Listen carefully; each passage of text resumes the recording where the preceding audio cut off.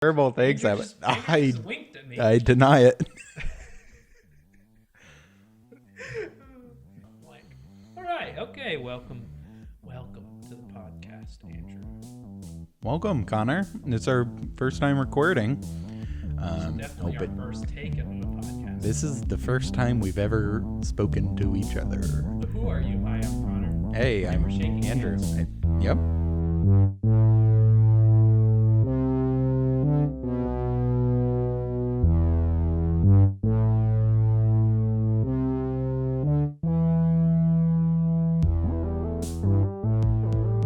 Yeah. I'm Connor Cleary, joined by Andrew Spencer. This is a Game a Week podcast.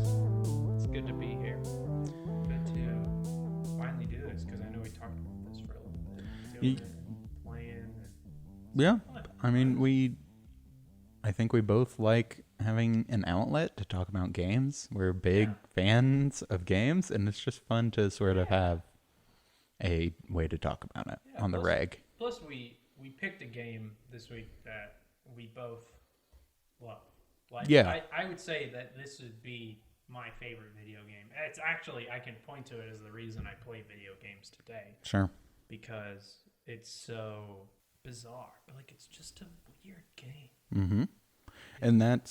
And we should say the name of the game now. It's From Software's Dark Souls. It had a huge influence on us as people who were growing up, becoming fully teenagers, playing harder games, playing games that were more challenging to us in more ways than just in mechanics.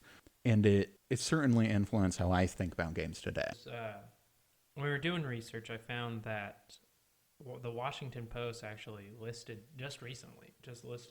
Dark Souls as one of the top 10 games of the decade. Yeah, and I think it's... but that list is a little controversial if you look at it. Candy Crush is on there, just if you're curious. Hey, that was an influential game, to be sure. Oh, that's fair. That is certainly... Fair. And I think that the list was going for more influential than it was. But this podcast isn't about the list. Yeah.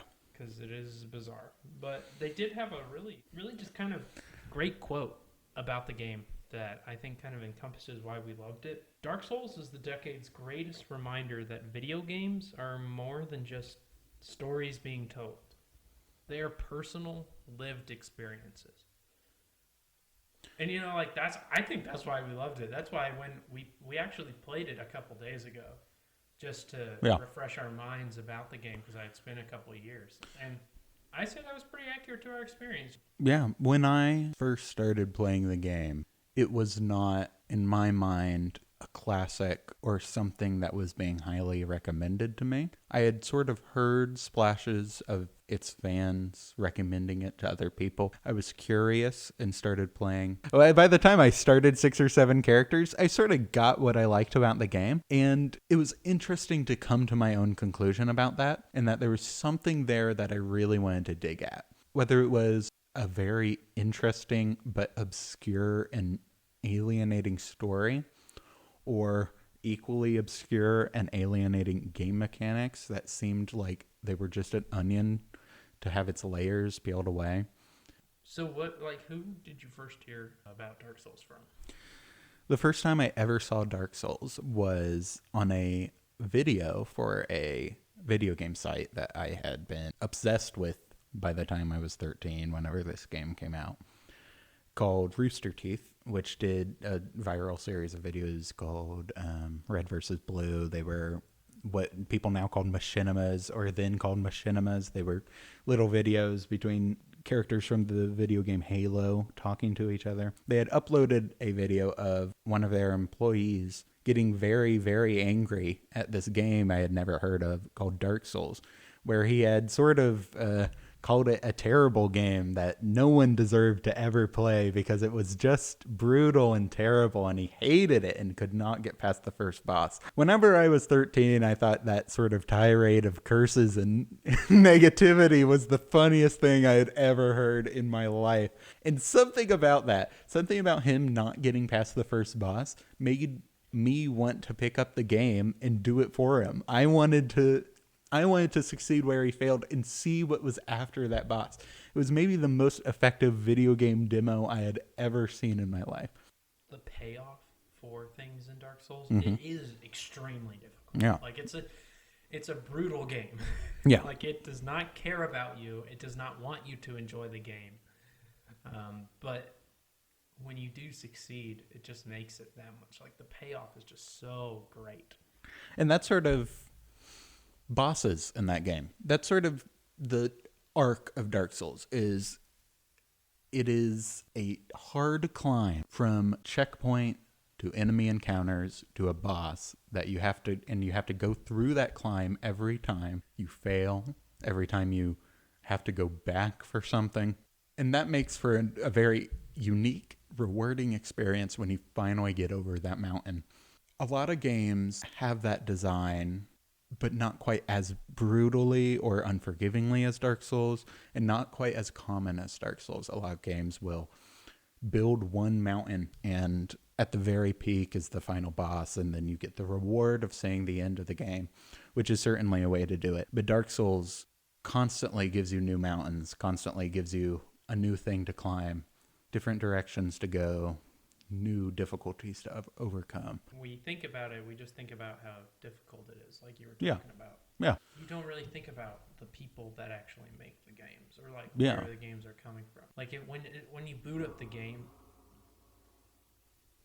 Wow, that I just hit the mic stand and it echoed like crazy. Oh yeah, it echoes when you boot up the game. Yeah, when you boot up the game, it echoes. Yeah. No, when you boot up the game, the developer logo pops up and it just says in plain text, "From software." Yeah, maybe the most insignificant font choice they It's could so have done. plain. So there's a bit of a joke if you're someone who pays close attention to developer credits in opening credits. There's a company that a lot of video game developers go to build their trees called Speed Tree that makes auto-generated trees that are very good, and a lot of games have used this certain company to generate trees for their games, and they are always in the beginning. And the way From Software on that screen pops up and then fades away reminds me almost like, well, they must have done some strange minuscule version part of the game. You wouldn't think that they're the developer of the game. Well, this Like, is Speed Tree. They make the trees. From software, they just provided the developer Yeah, of they must- software or something. Yeah. Like, I like, Yeah, they made like the rendering software or something. Like yeah. But they did. They created the game. they created the game, and they have a genuine history and contribution to the history of games. Like they're not just a nobody, but they've certainly had a hard time making a splash. So they're a Japanese developer. They are a Japanese developer, and they've been in the business since 1986. 1986. Yeah. They started out doing business application software. Yeah, which is how a lot of old Japanese companies got into video games. They either started in electronics or toys. Nintendo, for example, started out making Hanafuda trading cards, and then they went to toys and then went to video games. So From Software isn't really that different from a lot of people who were coming into video games. And when they did come into video games, they attached themselves to the newcomer, the rookie, Sony with the PlayStation. Sony had been previously super successful with, cameras, Yeah. TVs. Yeah, but then 1994 rolls around. Sony releases the PlayStation. Oh, yeah. And From Software was like, they made the logical jump. Uh-huh. They're like, so we've been doing this business application software. Uh-huh. Let's make a video game. Yeah. Like it. And not any video game, but maybe I would say deceptively ambitious game, an RPG, a first-person RPG that fully utilized the 3D technology that Sony was trying to push on the PlayStation, called Kingsfield, which is maybe as bland or uninteresting as business software, but sure got From Software's foot in the door as far as video games go. From Kingsfield, they went on to release Kingsfield 2, Kingsfield 3. and various other games that were pretty much just Kingsfield.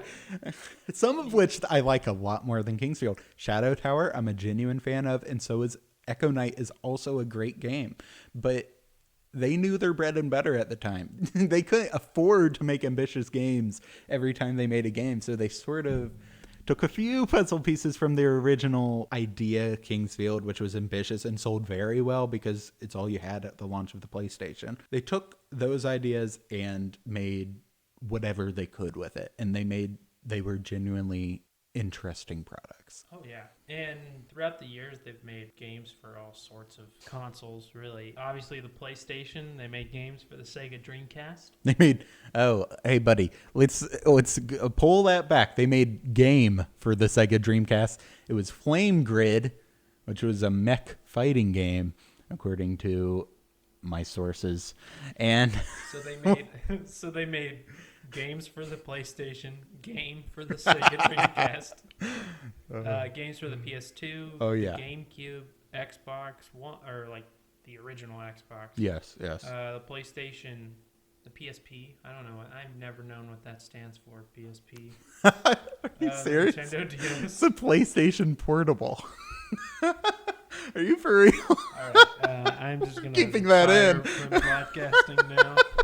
Yeah, first go. It sort of ruined your reputation. Yeah. I know video games. Hey.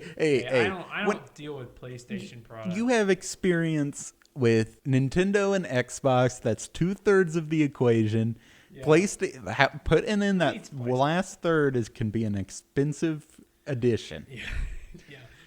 But they also make games for the PlayStation 3, yes, the Wii, yes, Xbox 360, and then, of course, nowadays, PS4 and Xbox One. They had a special relationship with Sony with the PlayStation series of products, but they developed for pretty much anyone that would have them.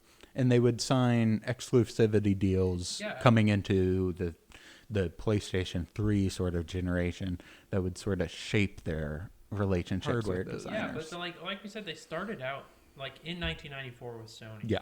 Yeah. But they never really, it was just they were releasing titles for Sony. Yeah.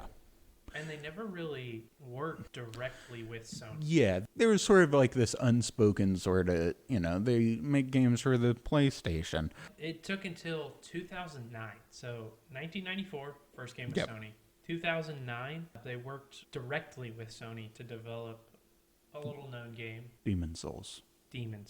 Which was a cult classic at the time. A lot of people signify Dark Souls as sort of the rise of From Software, as the first time they really made a splash, which isn't true even because they had previously developed the Armored Core series, which was their bread and butter up until the Souls series. But Demon Souls came out and was a genuine cult classic. People loved it. It did not sell gangbusters like Dark Souls eventually would 2 years later. The reason we mentioned Demon Souls is just because you see a lot of reviews from 2011 that will mention Dark Souls as, and they'll use this specific phrase. There's a lot of them out there that'll just say Dark Souls is the spiritual successor. Yes. To Demon Souls. Yeah.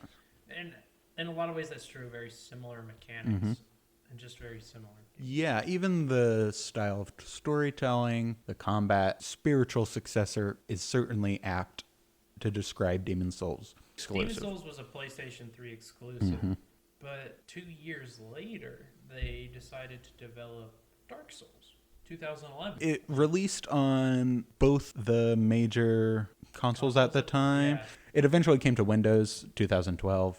It was a late port, like a lot of things are, and eventually got re-released for all consoles and the Nintendo Switch in 2018. But at first, even the crossover from PlayStation 3 to Xbox 360, it was a big step. It was something that let the love of this game sort of flourish like it probably wouldn't have under an exclusivity deal. From Software introduced a online component to Dark Souls. That was in Demon Souls. There was an online? Yes. It was awful. It was much more accessible in Dark Souls, but it was really obscure and strange in Demon Souls. There was like a system called World Tendency and stuff. There's a really interesting Miyazaki quote, who was the director of the game, about how he thought of summons whenever he was stranded on the side of the road in a blizzard, or he couldn't get up the hill because his wheels were turning. He was just in the snow, and then a stranger like helped him push up the hill, and then there was just a line of strangers all pushing each other up the hill, and then once he got going, he just had to keep going. He couldn't like say thanks or anything. He just had to keep going, because if he stopped and said thanks, he might have gotten stuck again.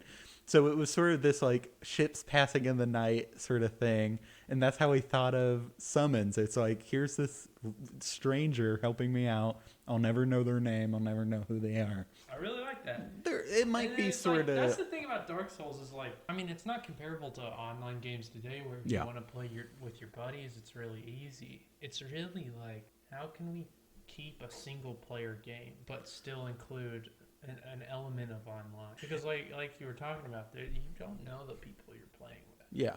I think that is certainly intentional. I think the developers were not saying, we want you to play with your buddies. I think they were saying the opposite. You should not be playing with your buddies. You should be playing with the strangers, because that is the experience that's intended. Yeah. It's like you got the orange sign stop zones where random people you will never know will leave you tips in the ground. Terrible tips often. Often it's like just someone putting an orange sign stop zone on a ledge and it says jump. Yeah, and they're little tips that people can write on the ground, and they appear in other people's games or your game at random frequency. And all of the messages are generated based off of a given number of words that are the same for everybody writing messages. So people get pretty creative with what they want to say, like there's a secret here, or they want to kill you, so they tell you to jump off a ledge. It's an interesting system and can be a little bit of an eyesore occasionally when there are like 100 messages around one wall, and it's just like, this looks like crap.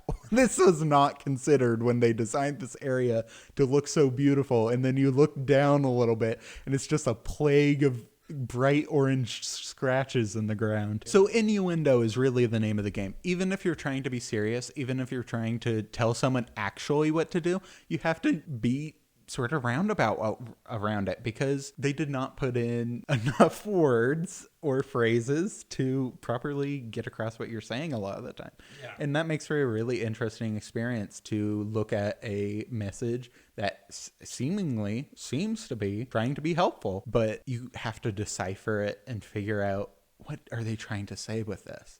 Like, so many elements of this game have so much thought. Yeah. Every single piece of the game has been pined over and thought about. What's interesting to me and what makes it really compelling to me is that even if you think something is not developed well, that a mechanic might be strange or obscure, it has been thought of. It has been considered, even if it's something that you might not like. It's interesting, because I would describe the mechanics of Dark Souls as detailed, but I wouldn't necessarily describe them all as well done. Just to give you a insight onto how difficult it is, in the IGN review, they actually said, Dark Souls design is so consistently twisted that it actually starts to encroach on your mental well-being after extended play. Moving on from IGN, Game Informer, you know how you got those magazines when you're... Oh, yeah. Game Informer did say in their 2011 review, developer From Software has latched on to the idea of difficulty and honed it into an art form. And yeah, that's true, because you will die. Oh, yeah. In fact, one of the editions of the game is literally Prepare to Die edition. Yeah. Which, the way they take that sort of marketing angle can be occasionally eye-rolling, but... The biggest middle finger, I think, the game says to the player is the first time you encounter Sith the Scaleless, and you can't damage him because he has to kill you. Yeah. Because once he kills you, you get transported to an area that you wouldn't otherwise have access to. Yeah. Yes, it is part of the plot to die to that boss the first time, which is not made clear at all. Oh, nothing in the game is made clear. Yeah. The game doesn't give you anything. I would even roll back the unfairness a little bit to the first time you encounter the dragon on the bridge and you just walk on the bridge and then get roasted with fire, instant death. Yeah, And because then you're so weak, there's no Yeah. way you could survive the fire. Yeah, Yeah. yeah. And there's no indication that there's a dragon on the bridge or that you would need to dodge the dragon right away. It's just like a big, hey, you just beat this really hard boss. Let's kill you with a dragon right away. It's terrible, but it's indicative of the attitude of the game. Let's talk about our playthrough the other day. Oh yeah. So we decided that in order to prepare for the podcast, we wanted to play through the first good chunk of the game. Mm-hmm. I'd say the first hour. Yeah, well, realistically, like if you're playing at a steady pace, I think it'd be the first hour. Oh, hour I and would a half. no. I would say that's in the first 3 hours of the game. Yeah, okay, we did play through 3 And it did take 3 hours, and we still didn't get where we wanted to get. Yeah. So we wanted to start from the beginning of the game all the way to the third or so boss. The Capra Demon. That's the name. We always confuse the Taurus Demon and the Capra Demon because they're 2 early game bosses. They're 2 early game bosses that can be played right after each other, which is what we did in our playthrough. If you play the bosses a certain way, they're not difficult, really. You can cheese the bosses. Like for the Taurus Demon, you literally just draw it out on the bridge, run to the other end of the bridge, climb up the ladder, and then drop down on it and hit it once. Run to the other end of the bridge, roll underneath its legs, and then climb up the ladder and drop it again. Like it's like just this repetitive, like this is a super easy way to beat it. It's a method that I would only know because I saw another player do it. Yeah. And it's that player would only know because they saw another player do it. It's kind of like the game is to be solved via that kind of just player communication. Like it's some of the stuff in this game is so random. Yeah. I think about the first person to figure this out. Like, do you remember? This is later in the game. The Crystal Cave, or no? Is it called the Crystal Cave? The area where you eventually fight see if the scale. Oh yeah. You can't. Awful. I think yeah. That part is awful. It's legitimately awful. You cannot see the floor. Yeah. You have to walk in space. I would venture to say that it's not hard. It's just not fun to play. Even yeah, I think it's one of the poorer part of the game. And but it's not like there's some hints as to where you need to go because there's like snow falling, and then where the snow hits, you're like, oh, that's a path I can walk. And I see how the first person figured it out, but I swear, I think everyone else except that first person has just looked up how to walk through that area. Yep.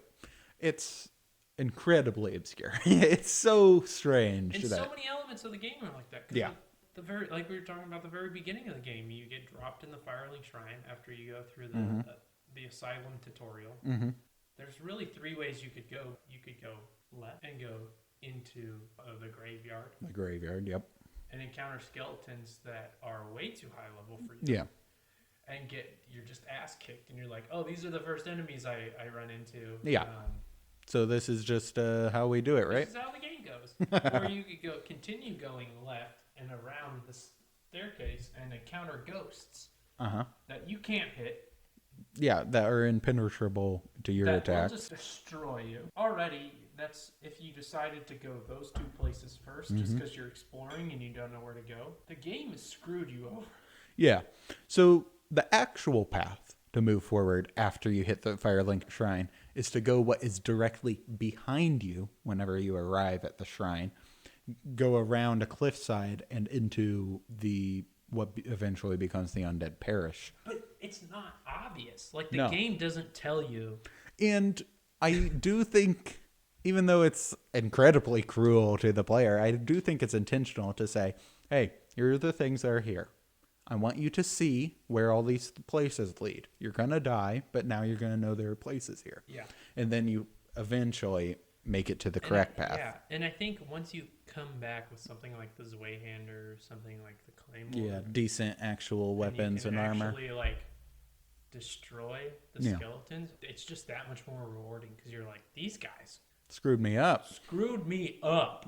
Yeah, important to mention that we got all the way to the Capra Demon. got there. We never got past the Capra We Demon. couldn't beat it. No, Really, we almost did.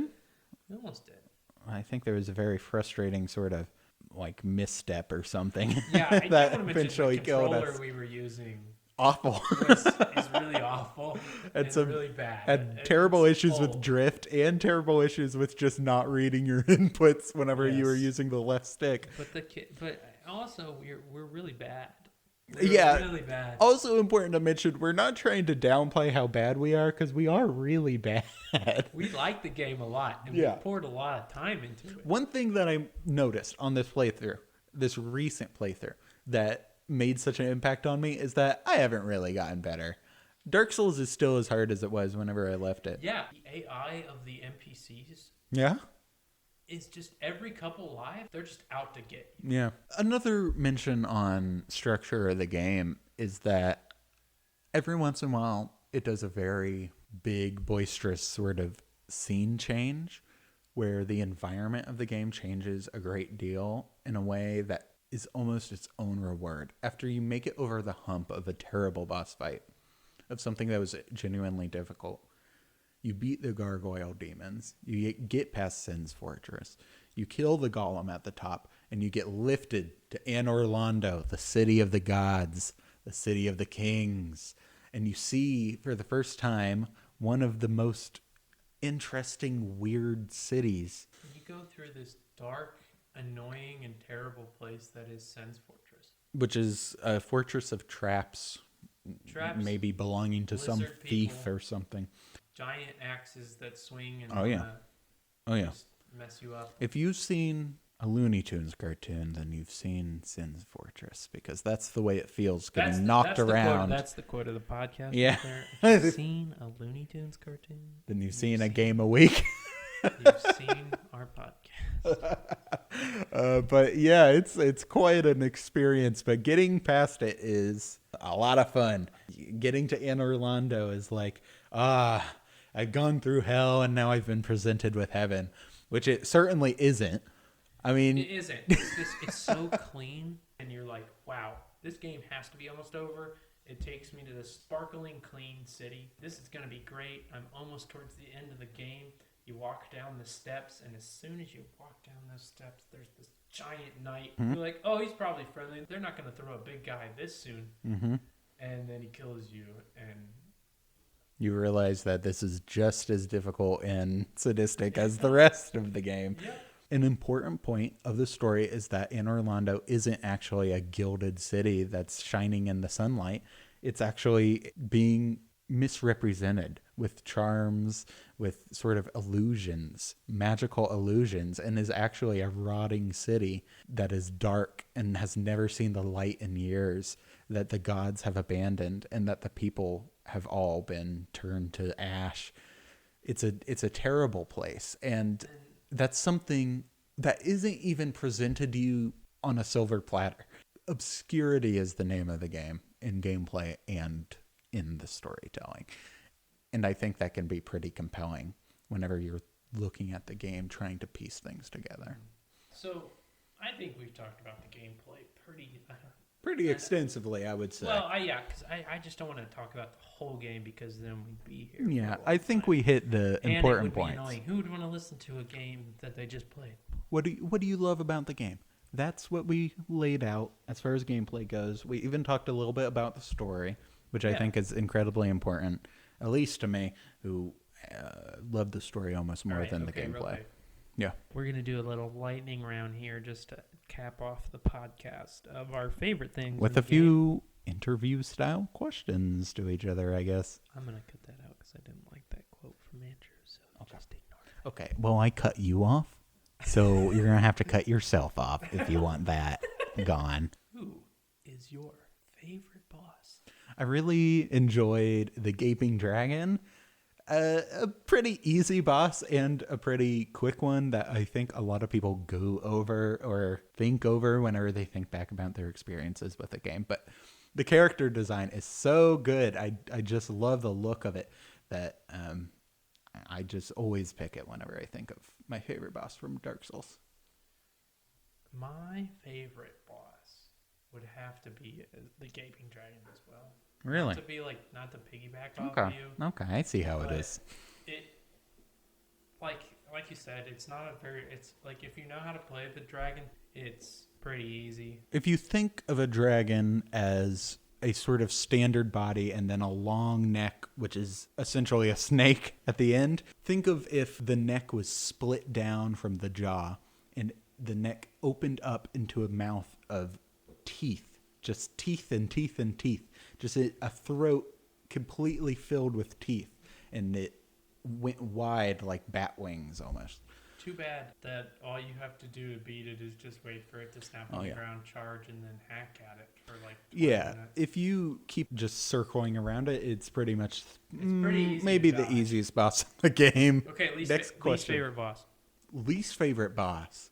Oh, I mean, I think it would be cheating to say the Witch of Izalith, but Ceaseless Discharge is probably actually my least favorite boss. I forgot about that boss. Oh, yeah. Oh, yeah, dude. Is that the one in the lava? That's the one. It's the big boy. He's in the lava. Yeah, there's some of these bosses. There's no other way to describe them than just saying they're big boys. It's the big boy in the lava. Oh my gosh. It's a bad boss. I would say Quelaag is probably my least favorite boss. Because it's such a build up to her. Uh-huh. Blighttown sucks. Yeah, Blighttown is awful. Sucks. Shout out to Wheezy Waiter. And you get to where you're like, yeah, this is the end. This'll be worth it. And it's just like, she's a spider that has a sword. She's a centaur, but her bottom half is a spider. And she throws up lava. Yeah. Both of those bosses, Ceaseless Discharge and Quelaag, are bad to look at. Ceaseless Discharge is basically a blob of nothing. It's just like, ugh, what am I even... This is awful. Quelaag, at least they tease you because her upper her upper torso is not clothed. Yeah, but her hair goes over her nipples very conveniently. You're like, yeah. Oh yeah, I think we'd all describe it as extremely tasteful. You see her face and you're like, ugh, and then you see her boobs and you're like, oh, and then you see the spider and you're like, yes. We gotta keep that in for sure. Oh my god. Oh shoot. Oh wow. Favorite character, favorite NPC that you can summon to a boss. I don't even care how good they are in the boss fight. Yeah, that's actually a great. I actually have one that's not summonable to a boss. Okay. But is still, I think, I like them enough. It is the giant blacksmith in Anor Londo. My favorite NPC is Onion Boy. Give me some claps for Onion Boy. Onion Boy. Sigmire of Katarina. He gets drunk and then just falls asleep. Yeah. Doesn't he have a sad ending? I don't know, but he's a good boy, and he falls asleep sometimes, and you have to activate his dialogue multiple times to get him to talk because he's sometimes too drunk to talk to you. Yeah, I mean, I get it. It's beautiful. Okay, next. What is your least favorite enemy to fight? I'd probably say the Snake Boys and Sen's Fortress. They're not especially difficult at all, but they are... As someone who died a lot coming into Sen's Fortress, seeing their dumb-looking designs and faces made me hate them more than anything else. Because every time you die in Sen's Fortress, you have to go all the way back outside of Sen's Fortress and come back in again. That's interesting you say those guys, because I think their annoyance also has something to do with the level design of Sen's Fortress. I think that's true. They are very annoying in of themselves. Yeah.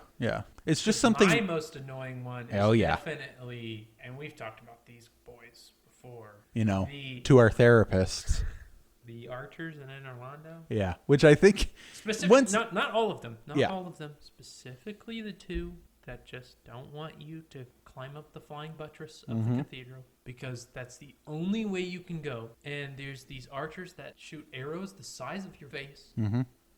That will send you flying into the middle distance of the universe. And you can't even block them. You just have to sprint and hope that they miss. And even then, you have this tiny ledge to fight them on once you get there. Yeah. And then they'll continue just shooting arrows at you because they hate you and the game hates you.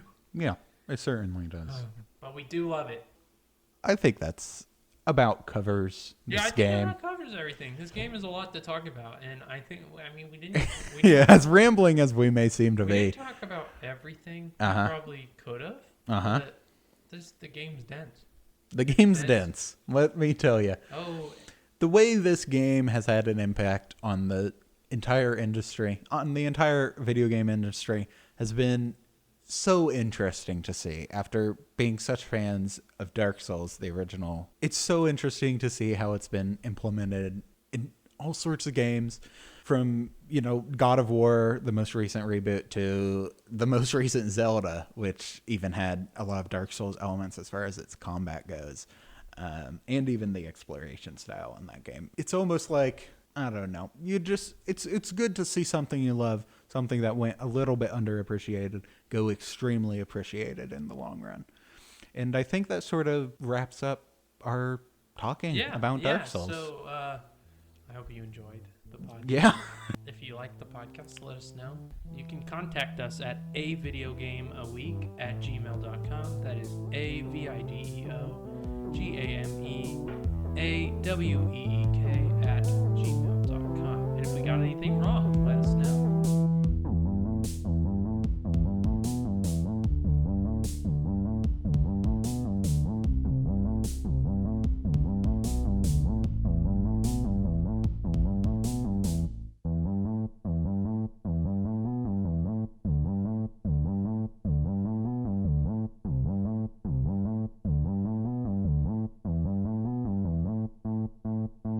Just quick editor's note, this podcast was actually released over a year ago. It kind of got deleted from the internet, so I'm re-releasing it here on this channel just to preserve it.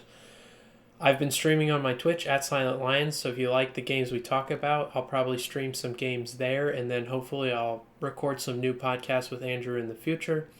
But until then, I'll be re-releasing all the old podcasts here on this channel. Hopefully you like it.